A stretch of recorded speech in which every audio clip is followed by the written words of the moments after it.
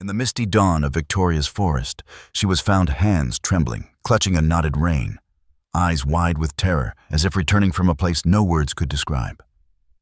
No wounds, no clear memory. But every night after the sound of hoofbeats echoed around the empty cabin, as if the horse had never left. In that silence, a buried truth of cruelty memory and quiet redemption slowly begins to untangle. Subscribe now to witness cinematic stories that uncover what the world tried to forget. Before the hoofbeats returned each night, I used to believe that silence meant peace. The forest rose like a cathedral of silence. Eucalyptus trees towered, their pale bark peeling in scrolls like forgotten letters. Golden light filtered through the mist, catching in the webs of early morning and the tangle of dew-heavy ferns. The air smelled of damp soil resin and something older than memory, older than names. The gravel road wound through the heart of Victoria's high country, like a secret no one dared to speak aloud. A black SUV cut through the hush, its tires crackling over loose stones. Inside, the silence was louder than the forest. Avery sat with her forehead lightly pressed against the passenger window, watching ghostly trunks slide past like phantoms. Her breath clouded the glass, then vanished. She blinked slowly. Logan, hands steady on the wheel, stole a glance at her, but said nothing. The radio had long since been turned off. Every bump in the road felt deliberate, like the landscape itself wanted to be noticed. "You okay?" Logan asked finally. Avery didn't answer at first. Her fingers ran down the seam of her jeans thumb, rubbing over a fray in the fabric. "Yeah," she said a little too fast. "Just tired." But it wasn't fatigue. It was the quiet unease of being drawn toward something you don't understand, and knowing you've agreed to it anyway. The road opened to a clearing. Ahead, nestled at the forest's edge, was a sprawling lodge timber slate, an iron, as though it had been built not on the land, but from it. Horses grazed lazily in a pasture to the left, their breath steaming in the morning cold. Beyond them, a series of stables and paddocks framed by worn fences and the distant rise of bushland. Logan smiled and tapped the wheel. "Not bad, huh?" She gave a small nod, her lips tightening in something that wasn't quite a smile. The car rolled to a stop in a gravel lot, ringed with eucalyptus trunks, and when they stepped out, the forest met them like a held breath. It was colder than expected. The receptionist was a wiry man, named Clark, skin leathery from sun and wind. Eyes sharp but polite. The check-in was quick, friendly small-talk waiver forms a map of the riding trails, a reminder about dinner at 7. Avery signed her name with a faint tremble in her wrist. Logan didn't notice. Clark handed them a brass key. "You're in the MU cabin, north edge of the grounds. Just follow the path past the main stable. Oh, and one more thing." His voice lowered not in warning, but in gravity. "Stay on marked trails. Forest's got a way of turning folks around when they wander." Logan laughed, but Avery didn't. The cabin was small, but warm exposed beams. A stone fireplace windows that opened onto a view of distant ridges, shrouded in fog. As Logan tossed their bags onto the bed, Avery stood on the porch, arms crossed, staring into the woods. There was no birdsong, only wind, only leaves clicking together like teeth. Later they wandered toward the stables. The air smelled of hay manure and oiled leather. A tall barn with a red tin roof stood at the far end of the paddock. Its doors opened just enough to show the flicker of movement within. A wrangler. A woman with sun-creased cheeks and a bandana tied at the neck met them with a clipboard and a half-smile. Her name tag read, "Noah. Logan and Avery write orientations in 20 minutes. But if you like, you can take a look around first." They followed her gesture toward the main paddock, where a dozen horses stood idle, some swaying gently, others pawing at the earth. Most were bays and sorrels, glossy, calm-eyed, indifferent to the newcomers. But at the far end of the row was a separate enclosure, its fencing higher reinforced. And inside it, a horse, like a bruise in motion. Jet black, massive, unblinking. Its eyes locked on them before they even noticed it was watching. Avery froze mid-step. The horse Blaze, they would later learn, didn't move. But its stillness was more terrifying than any violence. There was something about the way it held its body muscles taut beneath the hide head, high, but slightly tilted like it was listening for something deep underground. Logan stepped closer to the fence, his curiosity dragging him forward. "Jesus. He looks like a war horse." "Don't get too close," Noah said, appearing beside them. "That's Blaze." Her tone was flat, but her posture said more. She crossed her arms tightly, the clipboard pressed to her chest like a shield. "What's his deal?" Logan asked. "Was brought in for rehabilitation. Some say he's dangerous. Others say he's misunderstood." Avery didn't move. The horse was staring at her, not just looking, staring. Like it remembered her from a place she'd never been. "Why is he separated?" she asked quietly. Noah didn't answer. Instead, she turned and walked away. They followed her into the barn. It was darker inside, lit by a row of flickering overhead lamps. Leather bridles hung in rows on the walls, each labeled with a name in black marker. Saddles rested like sleeping beasts on thick wooden racks. Avery's eyes moved across the names until they stopped at one. Blaze. His bridle hung untouched. But beneath it, mounted in a wood and glass case, dusty and forgotten, was something older. A length of leather, frayed and cracked, looped into a loose figure 8. A tag beneath the case read, "Antique Stockman's Rein." Unknown origin. But it wasn't the case that held her gaze. It was the way the rein had split violently, unevenly. The leather wasn't worn through. It had snapped. She leaned closer. The break wasn't at the stitching. It was clean, like it had been yanked to the point of surrender. Logan's voice came from behind her. "Hey, you coming?" She turned, eyes still haunted. "Who put this here?" she asked, nodding at the case. Noah glanced at it. "That's been there forever. Decoration, I guess. Came with the place." But something in her voice cracked, just a hairline fracture. Then Blaze screamed. The sound tore through the barn like a blade. It was not a neigh, not a whinny. It was closer to a scream, raw, guttural, rupturing the air. Everyone froze. Outside, the other horses stomped and bucked. Inside, dust floated down from the rafters, disturbed by the shockwave. Avery's hand gripped the edge of the saddle rack, her knuckles white. Logan exhaled. Jesus. Noah didn't speak. Her jaw clenched, and she moved quickly toward the door. "You two go get settled," she said over her shoulder. "Orientation's still on in 15. But as they left the barn, Avery turned one last time toward Blaze's empty bridle and the broken rein in the case. She wasn't afraid. She was remembering something she hadn't lived. The late morning sun sliced through the mist like knives of gold, cutting harsh shadows across the paddocks.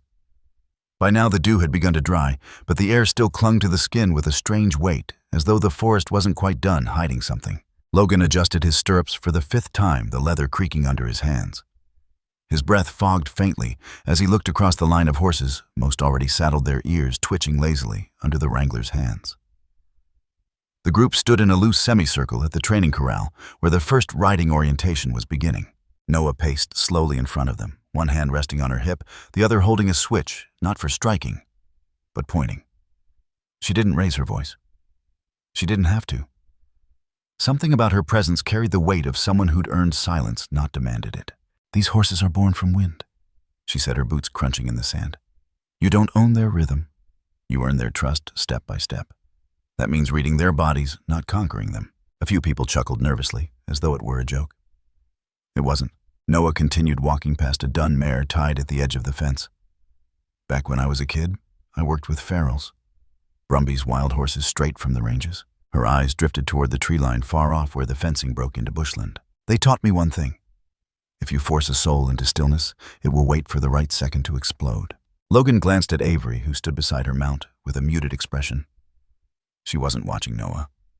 She was watching the paddock behind her beyond the trees, watching where Blaze had disappeared earlier. Noah's voice dropped. "You won't be working with Blaze. He's not part of this program anymore." The silence that followed was sharp-edged. Someone cleared their throat. Another shifted uncomfortably. Logan raised his hand, slightly casual, playful. "What's his story?" he asked. Noah looked at him, unreadable. "Some stories get written in bruises, not words," she said. "His is one of them. That might have been the end of it." But the spark was already lit. By noon, the riders had taken their first rounds, gentle trots through the perimeter trail led by stable hands. The horses were well trained, calm, predictable. Logan hated predictable. He wasn't reckless by nature. But he had a hunger that throbbed just under the skin, a need to prove, to master. His confidence wasn't a mask. It was armor forged in a lifetime of being told to stay inside the lines. He never stayed in the lines. And Blaze? Blaze wasn't a line. He was a door with no handle, and Logan itched to kick it open. So he did what no one had asked for. Noah had wandered off to assist another guest with a saddle strap. Avery had dismounted to get water. And Blaze, massive and silent, stood tethered in the far enclosure, still and unreadable. Logan ducked under the rail and walked slowly toward the pen. The fencing was reinforced, double-strapped. A thick sign hung crooked on one post, caution: "Do not approach without handler." The closer he got, the more he noticed the scars on the wood gouges, chewed edges blackened where hooves had struck. He paused at the gate, heart pounding in a way that thrilled him. Blaze turned his head and stared. There it was again, that unblinking, deep-seated recognition. Like the horse wasn't looking at a stranger, but someone it remembered. Not fondly, not fearfully, just knowingly. Logan's voice was soft. "Hey, big guy."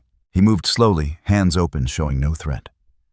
He had read once that horses mirrored heartbeats, that their senses tuned into your nerves like a symphony. His pulse raced, but he held his breathing steady. Blaze didn't move, not a twitch. Logan reached the rail and clicked his tongue lightly. "You're not a monster," he whispered. Maybe that was his mistake. Maybe the universe heard it as a challenge. In a blink, Blaze lunged not forward but sideways, flanking around, with the speed of a striking panther. His hind leg launched out a brutal arc of power. Logan stepped back, but too slow. The hoof caught the lower gate rail and splintered it, wood exploding with a sound like a gunshot. Logan stumbled, caught his foot on a root, and went down hard. His head struck something. Dazed, he blinked upward just in time to see the gate swing open. Blaze wasn't waiting. The black figure barreled past him, a blur of muscle and fury, and disappeared through the trees. There were screams from across the paddock. Noah shouting. Stable hands running. Panic bled across the corral like ink. But Logan couldn't move. Not because of pain. Because of what he had seen in that split second just before Blaze struck the gate. Not rage. Not fear. A warning. That night, the cabin was too quiet. Avery had barely spoken since they'd left the paddock. She'd helped Logan back to the cabin, cleaned the scrape on his temple, pressed ice to the bruise blooming across his ribs. But her hands were mechanical.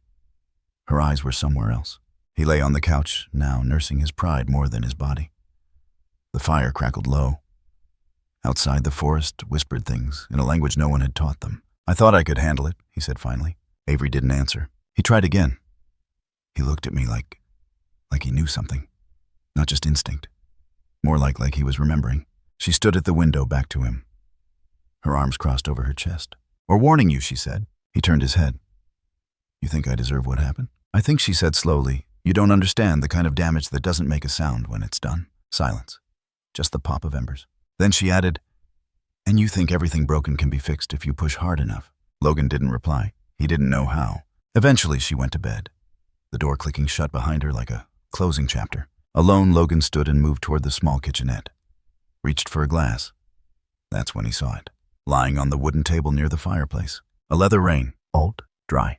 Dust clung to its edges like cobwebs to bones. It had not been there before, he was certain. He stepped closer. The leather was split, snapped at one end, torn like it had been yanked by force beyond logic. The break wasn't fresh, but it wasn't decayed either.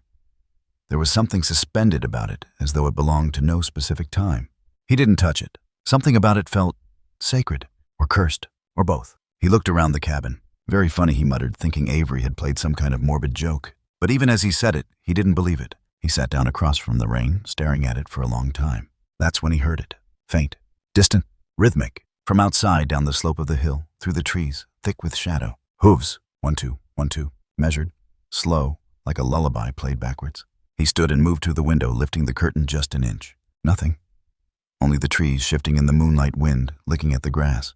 But the sound remained, muffled by distance, weighted with intent. He looked back at the rein on the table, and for the first time in a long time, Logan felt something he hadn't let himself feel in years. A loss of control. Not fear, not yet, but its shape, waiting, just outside the door. It began again just after midnight. Logan stirred in his sleep, exhaling sharply, the sheets half tangled around his legs.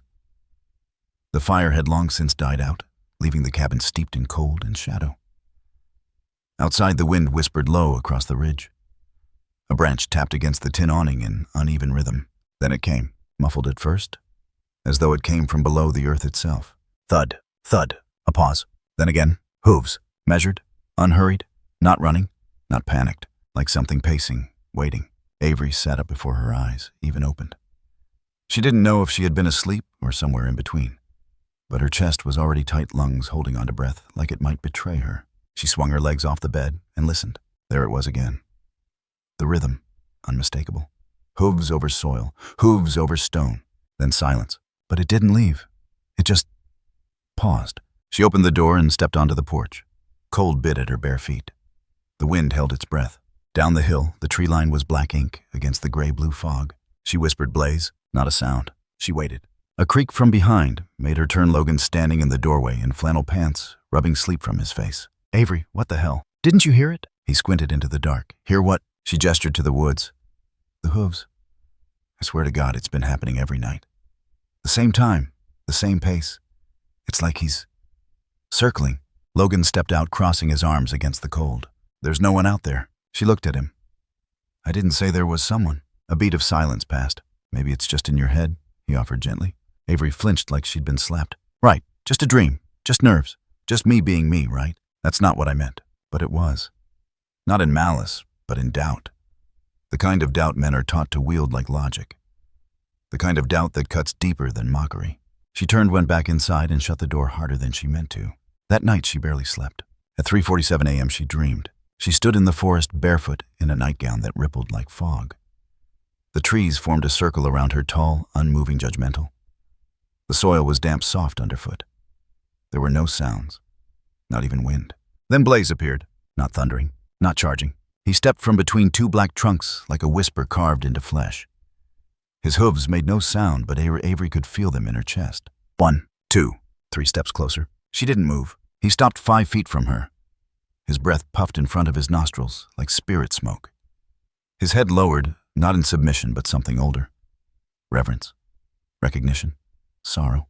He looked at her with those eyes, bottomless and unreadable. Then he bowed, not like a trained gesture, not like a trick, like an offering. She reached for him. Her hand trembled as she stretched toward the thick dark of his mane. Then she woke up, heart hammering, sheets soaked, breath catching on her lips like a song she couldn't finish. It was 3:47 a.m. Exactly. The next day, Avery said little. She moved through the routines like a shadow, mounting the horses, trotting the trails, smiling just enough not to invite concern. But something inside her had shifted. Noah noticed it first. Her gaze tracked Avery's silence, the way she blinked too slowly when spoken to. The way her hands gripped the reins like they were something to hold on to instead of something to guide. After lunch, Avery excused herself and walked the grounds alone. She ended up near the far paddock Blaze's pen.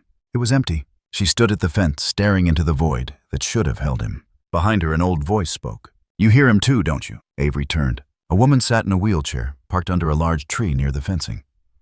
Her skin was leathered with years' white hair tied back in a silk ribbon. A knit blanket covered her legs. Her eyes, though, were sharp, like memory sharp, like grief. I'm sorry I didn't see you, Avery said. The woman smiled. Most don't, until they need to. She gestured to the seat beside her. A low wooden bench faded from sun. Avery hesitated, then sat. I'm Edith, the woman said. Avery nodded. I'm Avery. I know. Her eyes didn't leave the paddock. I've seen you watching. You're not afraid of him. Should I be? Edith shrugged. Depends on what you carry. They sat in silence for a moment.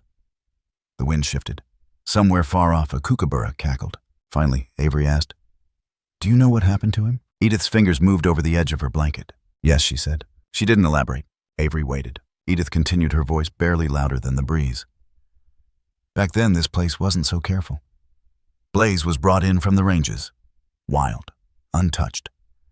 They thought they could break him with muscle and steel. Thought they'd make a champion out of him. A pause. They used the old methods. Starvation, chains, noise. Avery's stomach turned. There was a man, Briggs. Lead trainer. Had a temper like fire and patience like ice. He believed pain made things obedient. What happened to him? Avery asked. Edith turned her eyes on her. He died. Avery felt the weight of that word settle in her chest like a stone in water. People say Blaze killed him. Hoof to the chest. Body was found half buried near the quarry line. Avery whispered. Did he? Edith's mouth thinned. No. She looked back at the paddock, eyes far away. Blaze didn't kill him. Then who? Edith shook her head. He died trying to win something that was never his to own. She reached into the pouch on the side of her chair and pulled out a folded scrap of leather, dry, curled at the ends. A piece of rein. He broke this trying to force Blaze over the drop. Pulled too hard. Horse snapped the rein, then turned on a dime and left him standing alone on the ridge. Next morning, they found his body at the bottom. Silence again. Edith turned the leather over in her hands. It wasn't rage. It was memory. Avery swallowed. What do you mean? Edith's voice fell to a whisper. Blaze doesn't hate. He remembers. That's worse. That night, the hooves returned. Avery sat by the window, wrapped in a blanket, eyes fixed on the darkness beyond the glass. Logan stood behind her, arms crossed. I asked around, he said. Nobody else hears it. She didn't reply. He sighed. This can't be healthy. You're not sleeping. You're not talking. You're just sitting here waiting for something that isn't going to come. Her voice was quiet. You don't have to believe me. Just don't stand between me and what I know is real. He exhaled. Avery, this is a horse, not a ghost, not a prophet. She turned eyes like knives. He's not a horse, not anymore. That shut him up. She rose and walked to the table where the broken rein still lay. No one had moved it. No one had claimed it. I think he's trying to tell us something. Logan scoffed. Like what? She touched the torn edge of the leather, tracing its curve like a scar, like where the bodies are buried. The rain came down in fine mist, not quite drizzle, not quite fog, just enough to soak the skin slowly, unnoticed, until you were wet to the bone and didn't know how you got there. Logan stood outside the old equipment shed at the edge of the property, fingers trembling slightly as he worked a rusted key into the swollen lock. The building looked abandoned. Ivy strangled the edges, and the roof sagged in places like a tired breath. No lights, no signs. No padlock, just a key left behind in a drawer of their cabin desk, tucked beneath a stack of local maps. He'd found it by accident, or maybe not. The door groaned open, exhaling a breath of cold mold and oil. Inside, tools, long, unused leather straps hanging in decay, the broken skeleton of a wagon wheel, sacks of feed turned to stone. The smell was heavier here, metal mouse droppings, and something sour beneath it all. He turned on the flashlight. The beam sliced through the darkness, revealing cobwebs dense like cotton and shelves bloated with time. It didn't feel like a storage shed. It felt like a tomb. Logan moved slowly, sweeping the light across old crates. One had cracked open from moisture. Inside, bits of newspaper clung to leather straps and a faded saddle blanket embroidered with a logo no longer used by the lodge. Then he saw it, a box, locked with a brittle latch not meant to keep anyone out, just to give the illusion of secrecy. He knelt, opened it. Inside, papers warped from time, black and white photographs, a ledger with yellowed pages curling in the corners. He rifled through quickly until his fingers touched something thicker. A notebook, canvas-bound, the name etched in the corner, T. Briggs. His pulse quickened. He opened to the first page. Handwriting slanted, cramped, confident. Dates, notes, horse names, feeding schedules, behavioral patterns. Then Blaze. The entries around the name were more frequent. Underlined, angry, still unbroken, no respect, needs harder hand. Refused to respond to whip, starved 24 hours for compliance. He bit through bit, drew blood. Each line read like confession, scrawled by someone who didn't realize they were confessing.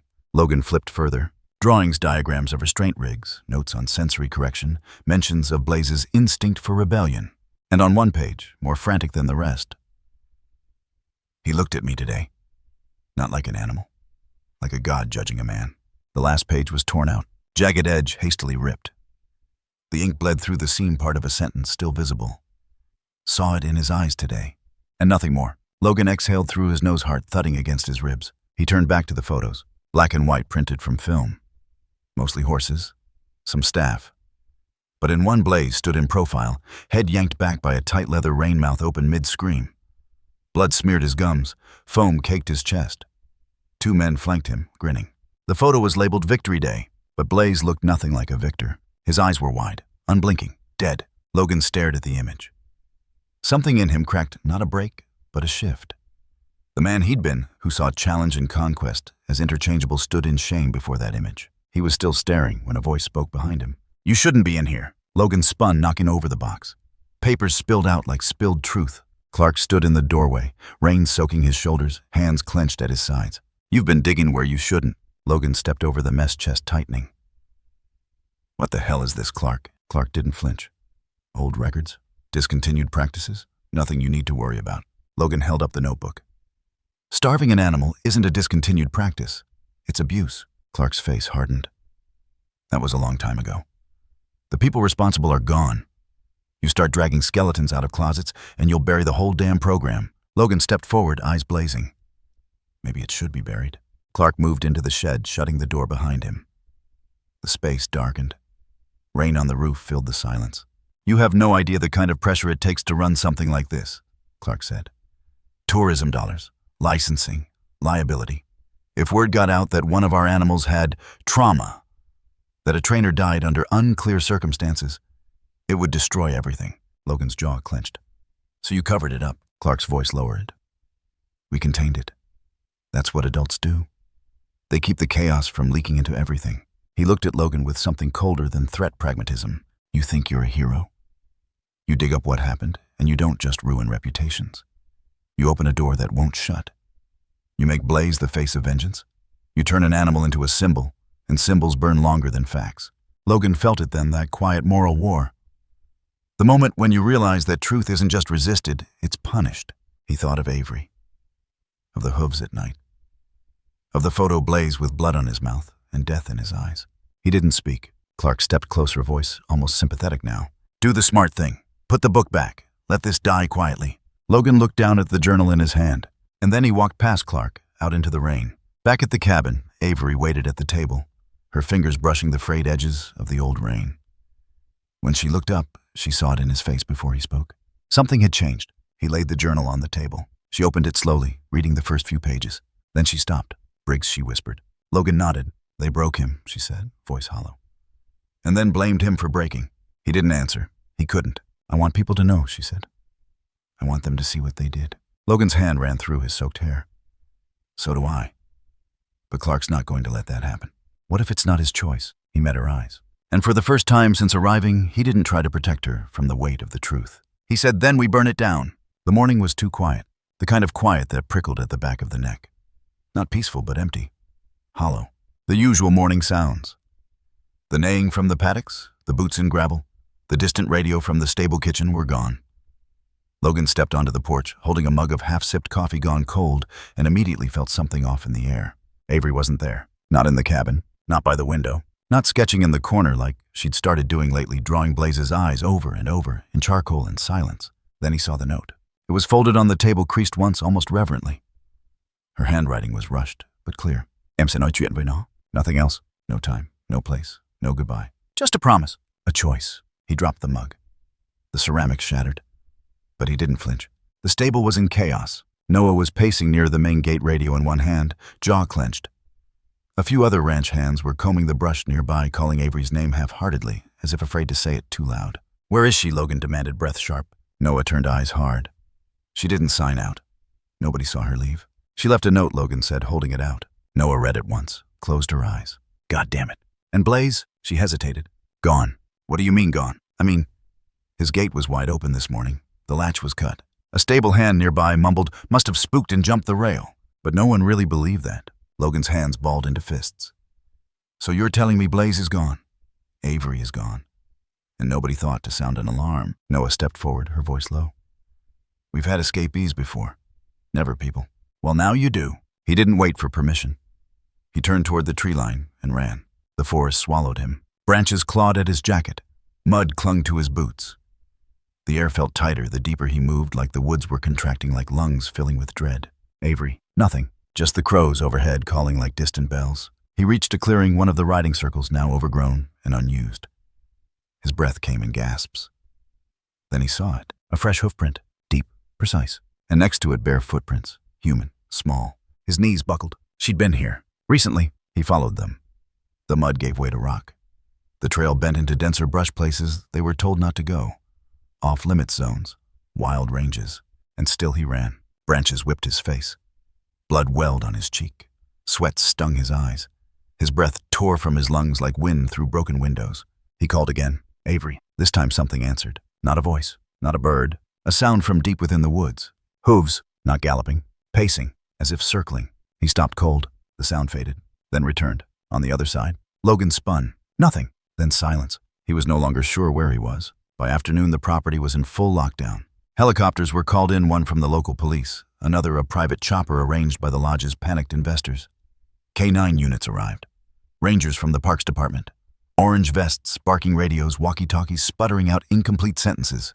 The air was thick with searchlight hum and human urgency, but the forest didn't care. It swallowed sound, and light, and people. Logan sat on the steps of the barn mud, dried on his face jacket, torn hands shaking. Noah sat beside him, wordless, handing him a flask of water. I should have stopped her, he said. Noah shook her head. You couldn't have.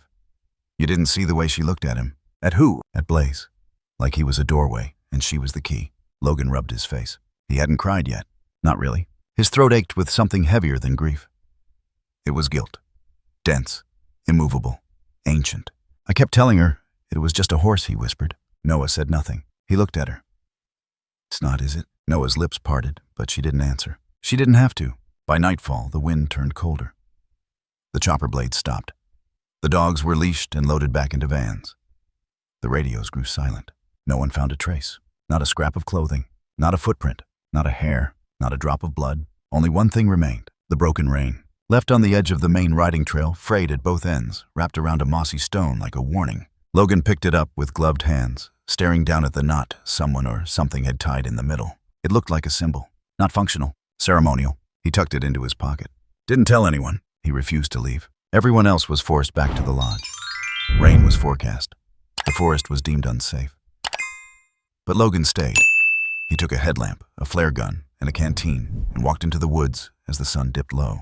He didn't scream anymore. Didn't yell her name. He knew now it wouldn't work. Instead, he walked, mile after mile, through thorn and fog, through creek beds and animal trails. At one point, he dropped to his knees and clawed at the earth, convinced he'd seen her boot print. It was nothing. His fingers bled. The forest gave him no answer. Then, far ahead, a glint of silver. He stumbled toward it. Avery's necklace, caught on a low branch. He reached for it like it was her hand. The moment his fingers touched it, hooves, close, fast. He froze. They circled him, once, twice. He turned, shining his lamp into the trees. Branches shook. A gust of air moved past his face, hot and feral. Then silence. Again. He dropped to the ground, head between his knees, sobbing now. Not in rage, not in hope.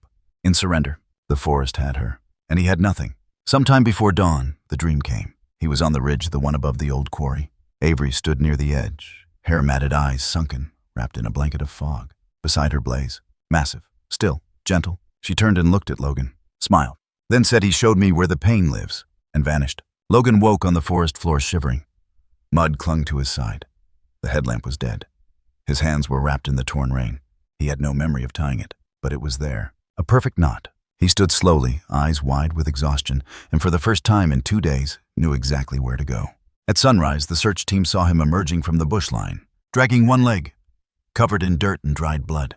But not alone. In his arms, Avery, alive, barely conscious, wrapped in what looked like a saddle blanket, the faded lodge logo barely visible. Her hands clutched the broken rein, knotted tight. She said only one thing before passing out. He didn't run. The room was white. Not the comforting white of clean sheets or morning light, but the sterile, institutional white of fluorescent bulbs and scrubbed tile. It smelled of antiseptic and stale coffee. Outside, the sky had just begun to hint at dawn, a thin silver bleeding into the black. Avery lay still in the hospital bed, her face half-shadowed beneath tangled hair and tape across her cheekbone. An oxygen tube looped beneath her nose. Her lips were cracked. Her hands were curled against her chest, as if still gripping something invisible. But it wasn't invisible. In her right hand, resting gently atop the covers, was the old leather rein, still knotted, still clenched, like a lifeline or a secret. Logan sat in the corner of the room, unmoving, his arms resting on his knees. He hadn't slept in almost 40 hours. The dirt had been wiped from his skin, but clung beneath his nails. His clothes were clean, borrowed from a nurse's locker, but they hung off him like guilt. He didn't speak, didn't move, just watched her breathe. There was no noise, but the beep of monitors and the occasional rustle of a clipboard at the nurse's station outside. The world had shrunk to this room, this girl, this hand clutching a knot that no one could explain. The doctor said she was stable. They didn't say much else. Exposure, dehydration, possible hallucinations, mild concussion, but no injuries, no wounds, no trace of a fall or attack. She survived, they said, with clinical amazement. We don't know how. But Logan knew, or at least he knew enough to understand. He didn't. She woke that afternoon, not with a gasp or a start, just slowly, eyelids fluttering as if coming back from somewhere that didn't want to let go. She looked around the room, once slowly, eyes sweeping the ceiling, the lights, the corner, then landed on Logan. He stood without thinking, not rushed, almost afraid to startle the moment. She didn't speak, neither did he, but she looked down at her hand still curled around the rein, and her fingers relaxed, letting it go like a burden passed. Avery, Logan said quietly. She blinked at him, then she whispered, 3 days. He nodded, almost. A pause. Then did he come back? Logan swallowed. No. She nodded again as if that was expected. I didn't think he would. Her voice was rough, paper thin. Logan stepped closer. What happened? Her face changed, not with fear, not confusion. Something quieter. Resignation. I don't remember. He sat beside the bed. The chair creaked. I remember walking. I remember the trees, the cold. I remember knowing I had to follow something. But it wasn't a voice. It wasn't a sign. It was like a hum under the earth. Her eyes drifted toward the window, like the forest was breathing. And it was leading me somewhere. Logan's throat tightened. She looked at him again. There was a moment I thought I would die. I hadn't eaten. Couldn't feel my feet. I didn't know where I was. But then, her voice faltered. Then I felt warmth. Not heat, not sunlight, just something around me. Something beside me. She touched the side of her face, and I wasn't afraid anymore. He nodded slowly. You found the rein, he said. She looked at her hand, now empty. No, I didn't find it. It was already there. Another silence. She looked him in the eyes. Logan, I didn't tie the knot. His breath caught. She said it like a truth she didn't want to believe, but couldn't deny. Something helped me. They released her 2 days later, not because she was fully recovered, but because she insisted. And because the doctors had no medical reason to keep her. She returned to the cabin, moving slowly, wrapped in sweaters and flannel. She spoke little, ate even less. But she wasn't broken. She was listening, like she expected to hear something again. Logan stayed close, but not too close. He cooked though she barely touched the food. He tended the fire, sat beside her on the porch without asking questions. He had stopped trying to explain anything. That was the shift, the transformation. Logan, who once defined himself through action and certainty, now sat in silence with his questions. He let her speak when she wanted, let the quiet hang when she didn't, and slowly she began to return, not to who she was, but to someone new, someone deeper. One morning she said, I see his eyes when I close mine. Logan didn't interrupt. She continued, but not the way you'd expect. Not rage, not pain, just waiting. Like he's been waiting for someone to understand. For so long. Her voice cracked. And I think he chose me. Not because I'm strong, not because I'm good, but because I was willing to listen. Logan looked at her. I'm sorry I wasn't. Avery shook her head. You were just scared. He nodded. I still am. They sat in that truth together. The fire popped. She reached out and took his hand. Her fingers were still trembling, but they were warm. Noah visited later that afternoon. She brought food neither of them touched, and silence both of them welcomed. Then before leaving, she said, There's someone I want you to meet. An hour later, a car pulled up. From it emerged an old man with a limp and hands like bark. His name was Wallace. He used to be a groundskeeper at the lodge 30 years ago. He brought an old photo album. Most of the pictures were grainy. Horses, riders, staff barbecues. Then near the back, a photo. Blaze, younger, still wild, tied to a post foam at his mouth, eyes wide. Beside him a man Briggs, holding a whip, grinning. And behind them, blurred but unmistakable, a teenage boy, holding a rope, expressionless. That's me, Wallace said. Avery stared. I didn't stop him. I didn't say anything. I just held the rope. Logan asked. Why are you showing us this? Wallace's eyes were glassy. Because I've never slept through the night since that day. He pointed to Blaze's face in the photo. Because those eyes never let me go. He looked at Avery. But now, I think maybe they've forgiven me. That night, Avery stood alone on the porch. Wind rustled through the trees. She held the rein in her hand again. The knot remained. Logan joined her quietly, wrapping a blanket over her shoulders. She said, I don't think he'll come back. Logan nodded. Maybe he doesn't have to. She looked at him, and for the first time since returning, she smiled. Not big, not bright, but real. The studio space was quiet. Its stillness not empty, but intentional. Sunlight poured in through the tall windows, painting soft golden squares on the wooden floor. The air smelled faintly of turpentine and wet charcoal. Easels lined the room like sentinels. Tubes of color spilled from canvas bags in unruly waves. It was a space designed for exploration, not answers. Avery sat in the far corner, a canvas before her blank except for a faint outline she had drawn 2 days ago. She hadn't touched it since. Until now, her hand hovered above the canvas, trembling slightly brush, loaded with a pale gray that bordered on silver.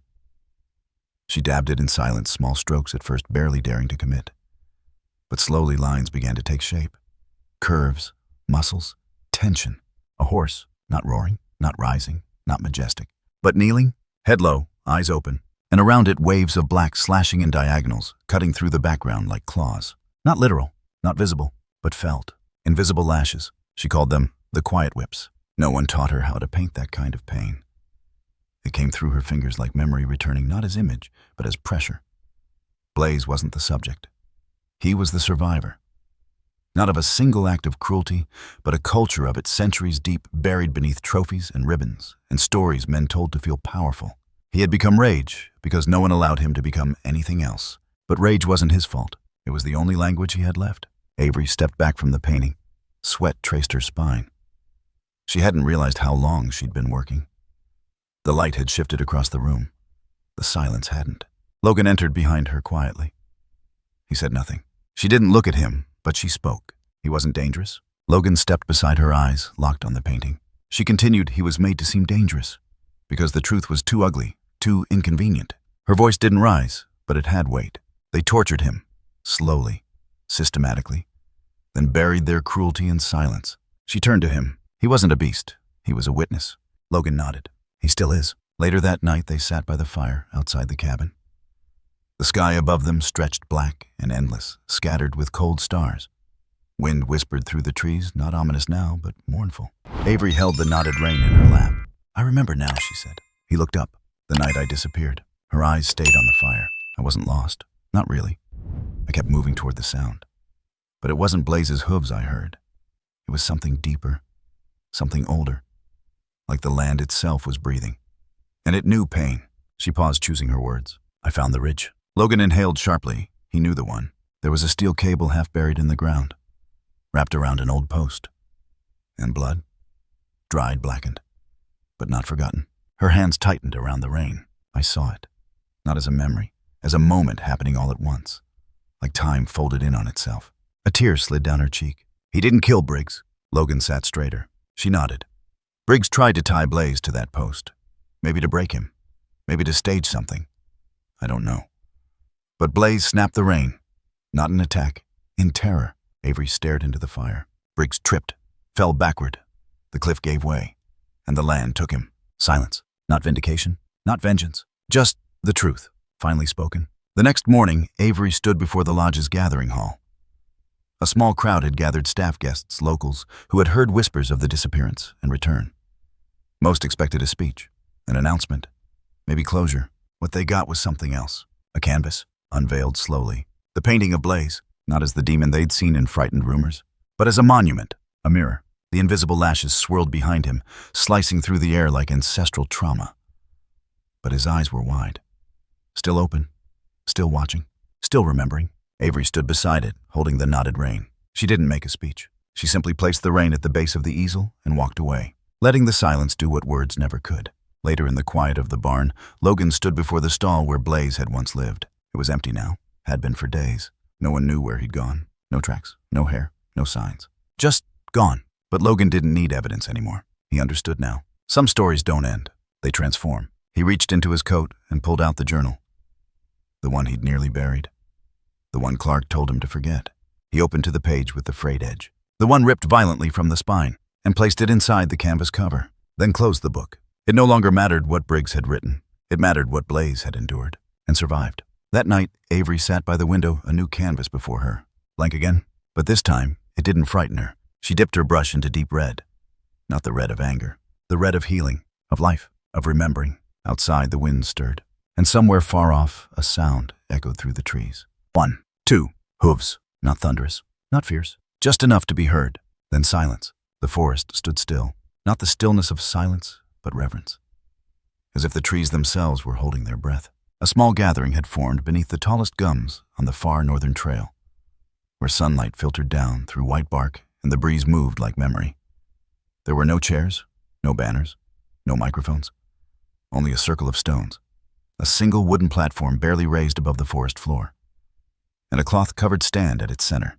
It was Logan's idea, but it was Avery's voice, though silent, that shaped it. They called it Triun Kiuk Kongloya, tribute to unspoken memory. No program was handed out. No introductions were made. There was no order of ceremony. Only presence. And something else. A sound system hidden in the underbrush, set to play one continuous loop. The sound of hooves. Not galloping, not charging, but walking. Even, measured, like a heartbeat. The crowd consisted of perhaps 40 people. Stable hands, both young and retired. Local rangers. A few guests from the lodge who had stayed past their booking just to be here. And Edith now wheeled gently to the front by Noah herself, wrapped in wool and dignity. Logan stood off to one side, his hands buried in his pockets, eyes scanning the edges of the woods. There was no reason to believe Blaze would return, but he watched anyway. Avery stood barefoot. She wore a simple dress, gray linen, that moved like smoke when the wind passed. In her hands, she held the painting of Blaze, the one from the studio, the one she hadn't let anyone else touch. She mounted the platform slowly. No one clapped, no one moved. She set the painting on the easel and stepped aside, then pressed play. The hooves began. 1, 2, pause. 1, 2. A hush fell, a hush of emotion, not etiquette. And then she pulled the cloth from the stand, underneath the rein, nodded, framed in glass but unsealed, as if it still could be touched, still could be undone, or retied. Avery stepped down from the platform, and still no one spoke. Until I should have said something. The voice came from Noah. She hadn't moved, but her eyes were wet. She stepped forward, hands trembling, her face always strong, now open. When I first saw what they were doing to him, I was 17. I thought maybe that's just how things are done. Maybe they knew better. But I knew. I knew it wasn't right. She looked at the rain. I was afraid. Of losing my job. Of being blamed. Of being called dramatic. Her voice cracked. But mostly, I was afraid of being alone with the truth. She turned to Avery, then to Logan, then to everyone. I'm sorry. She said it not as performance, but confession. It broke the silence. Not with noise, but with release. Others followed, one by one. A man who had helped install the post where Blaze was once chained. A woman who groomed him, but never looked him in the eye. A guest who had ridden him once and laughed when he bucked, not knowing it wasn't defiance, but trauma. They all spoke, not with eloquence, but with gravity, as if they were unloading stones from a riverbed they had carried inside for years. And when the last voice faded, Avery stepped once more onto the platform. She said nothing, just nodded, then picked up the frame and walked into the woods. They followed. 15 minutes later, at a clearing untouched by any path, she stopped. There was a tree, a massive red gum with bark like cracked clay and roots that stretched like arms through the earth. At its base, a hollow. Avery set the frame inside, not buried, not nailed, just resting, like an offering.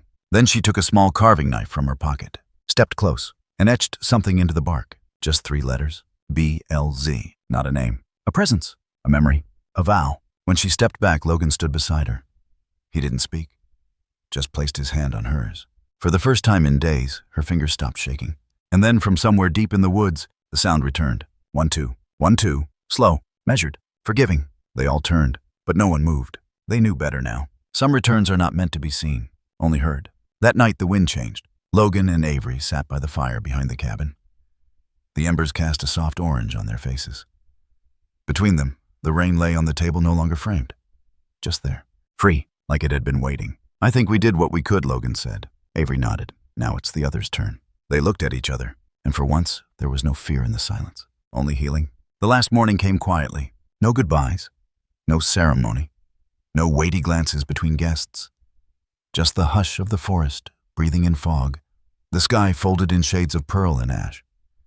It was too early for the lodge's breakfast bell, too early for chatter in the stables. But Avery and Logan were already packed. They stood outside the cabin with their bags at their feet, the door left ajar behind them. Inside, nothing remained but folded linens and the scent of cedar. The fire had burned out hours ago. The room had grown cold, and neither of them lit another match.